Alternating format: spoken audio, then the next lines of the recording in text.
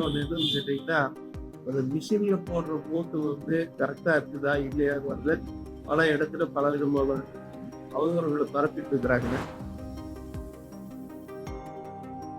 எங்களுக்கு புரிய வச்சு எந்த செய்தி பரப்பல. இன்னொன்று என்னன்னா,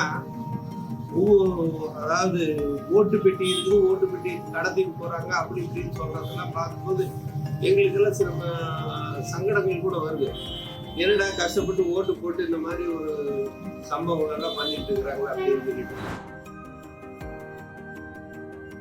அதாவதுங்க, இப்போ நான் எடுக்கிறேன் அப்படின்னு சொன்னா எனக்கு ஒரு 100 பேர் ஓட்டு போடுவாங்க, என் மேல நம்பிக்கை ஓட்டு போடுறாங்க அப்படின்னு சொன்னா அந்த ஓட்டு போடுறவங்க வந்து அவங்க ஆளுங்கட்சியில் இருக்கிறவங்க தன் மாசம் இழுத்துக்கிற சுத்தர அவங்க ஓட்டு போட்டீங்கன்னா எதுவும் நடக்காது அப்படின்னு சொல்லி அவங்கள ப்ரெஷர் பண்ணி பணம் கொடுத்து எல்லாம் அவங்கள மைண்டை வந்து டைவெர்ட் பண்ணி பண்றதுனால அதெல்லாம் ஒரு சில விஷயங்கள் மனசு வருத்தமாக.